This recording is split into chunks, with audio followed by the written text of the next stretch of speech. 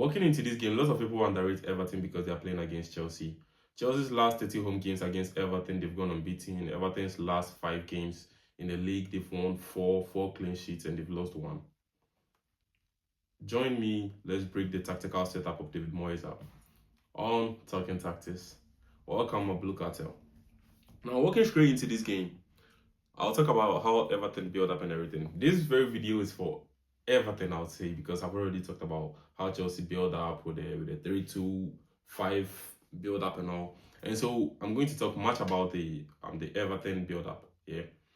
This is how David Moyes built up. He built up in a 4-3-3 formation. The 4-3-3 formation, he's got his 4 back, 3 in the middle, and 3 up front. This is what you should expect as a Chelsea fan.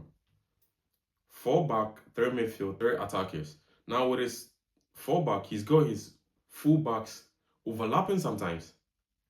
We'll get there.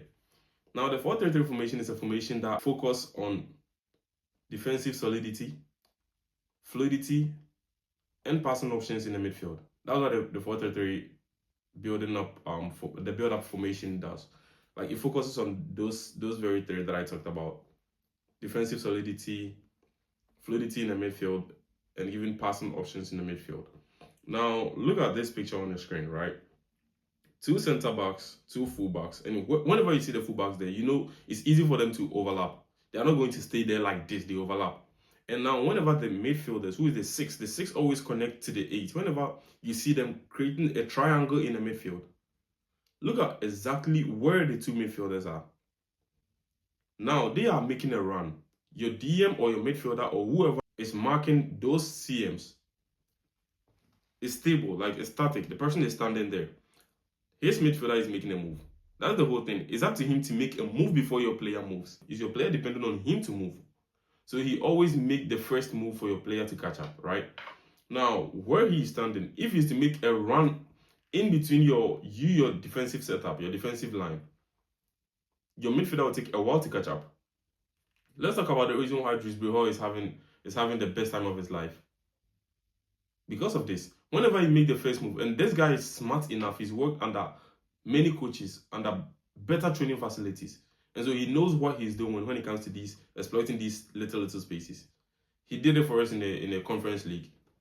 He did it, and so I rate him because I was against the fact that we were selling him. That guy was so innocent. Like, he's one of the players that every Chelsea fan can't hate. You just have to love him. You just have to love him. He's that guy. And that's the reason why he's having the best time of his life. Now, wherever the CMs are, or where the CMs are standing, they make the first move for your CM or your DM to catch up. So whenever he's that quick player or he's that good in bouncing passes, the 1-2 passes, whenever he's good in giving that bouncing passes, then you are always going to suffer against these kind of players. And Drisbury Hall, we know. Very, very technical guy. So the 4-3-3 formation not just focus on the defensive solidity, giving passing options in the middle, and then fluidity in the midfield. He also inverts his wingers. That's the crazy part. He inverts his wingers to also get in the half spaces or the pockets. He let his wingers invert, and then he do get 5 midfielders.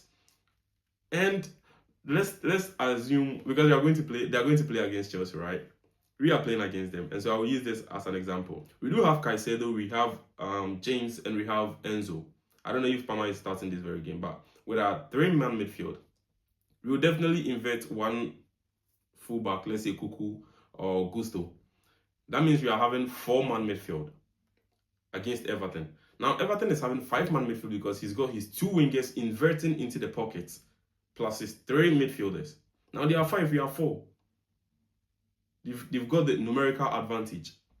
So then we should know. And when in EPL, one thing about EPL or football lately is whenever you lose the midfield battle, just know you are losing the game. Leeds did it against us. Immediately when I saw the 5 men in the middle and I saw Andre Santos doing the build-up alone, I was like, fuck it. They're going to score us, and it's not going to be just 1 or 2. Even more. And they scored us 3. We're even lucky to have a goal on that day, but yeah, cool. That's not what I'm focusing on. Now he inverts his wingers, and then he gets numerical advantage in the middle, which gives crazy passing options. Now they are fluid because I told you about what this very formation does. They are very fluid in the middle, having lots of passing options. Even when they are three, that's what they've got it because in a triangle, they be playing this Ponkwa Bodam, they be playing this passing. It's like a passing game, just like training, just like doing training. They're passing games. Whenever they create the triangle in the middle, that's what happens. It's crazy for you to take the ball from them, especially when they are good in 1-2 passes. Now, aside him inverting his wingers, now he's added one thing to his game, and that's the directness of the players. Whenever they are playing the game, they try to play the ball direct to the forward. That's when Pickford comes in. He always try and get his number now, his Beto, into the midfield a little bit to create overload in the midfield. So Beto comes in, and whenever your defender is to man mark Beto, just know that they are going to go long ball. That's the direct ball I'm talking about. They go long ball. Beto is good aerial, and so he just try and get the ball to another person. That's also called the bouncing passes. Just shoot the ball up, head it to somebody else, and in the second balls or the second balls, it's up to his players, and because that's what they do. They know where to go, where to be. Beto is good aerial, so he just give me the ball. I'll head it here, put it there for this person and the others. So Everton lately is crazy because of this kind of build up that they've done. Yeah, and it's not. I keep saying it's not just this very formation. He's adapted to lots of formations, lots of tactical setups, and that's what he's got his team doing. Whenever they are defending, they've got two defensive tactical approach. They've got the 4-4-2. That's what they did to Liverpool. And the 4-4-2, I keep telling you, we do have the low defensive line, the mid defensive line, and the high defensive line. And whenever they are sitting deep two, you see them with a 5-2-3 build up when they are defending. So they've got two defensive approach, and it's crazy for you to think of, because he's one team that he chooses whatever formation he should go to, playing another team. So let's say he's playing against Chelsea, he chooses, I'll either go with a 5-back or the 4-back. And either way, they are dangerous. Because whenever they get the ball, just know they are very direct, and they press high as well. Like everything about Everton lately, I don't know, man. I don't know. They are high press. Whenever you see them pressing high, just know it's over. Because they press man to man, and it's not just man to man, but zonally as well. I told you that's what Arsenal uses, and that's why Arsenal is very, very crazy lately. That's why they are very solid lately. They press zonally. They just leave you to have the ball, and they just anticipate what's going to happen. They realize this person is with the ball. Definitely is coming to this person. Okay, yeah, let me block the passing lane. So they defend zonally and man to man as well. That's how Chelsea defend. That's how Chelsea press. They press zonally and they man mark as well. So that's a bit of Chelsea's press, a bit of Arsenal's press. Do you get it? That's what I'm saying. He's not the pioneer, but he's one of those that take what you brought up and then he finesse everything and make it his. That's him. That's what Moyes is doing lately, and it's crazy because come to think of it, bro, it's not normal. I was talking about the five. I'll put this picture on the screen when they were playing against Tottenham. I was talking about the 5-man midfield that they've got. They press you to the point that they squeeze you in between your own position. It doesn't matter. They can be 5 on you, and you wouldn't get the ball. Like you wouldn't get a place to put the ball because now 5 on one player, they are defending zonally. Now their tactical approach, everything about Everton lately, man, I don't know. Just too crazy. Their work rate, the way they squeeze the pitch, everything about them, man. They are very compact in the game. Everything.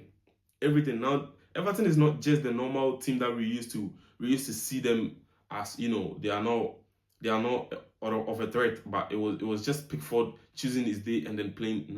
Now Everton is a team that play as a team.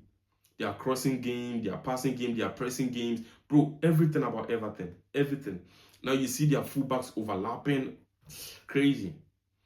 Walking into this game, I said it earlier on and I'll say it.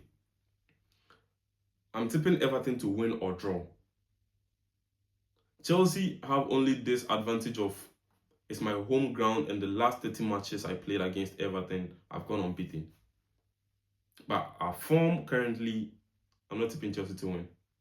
I won't be an emotional pundit. I will say how it is. I'm not seeing Chelsea winning this game because Everton is not that team that you are going to do your practical things against. Unless Maresca decides to come up with the likes of Caicedo, James in the midfield, having some way somehow Enzo and Palmer all in the midfield, or playing some three back, like some 3-4-3 or whatever. Unless Maresca try and come up with something that will actually match the 5-man midfield of Everton. If not, we are losing this game. Trust me.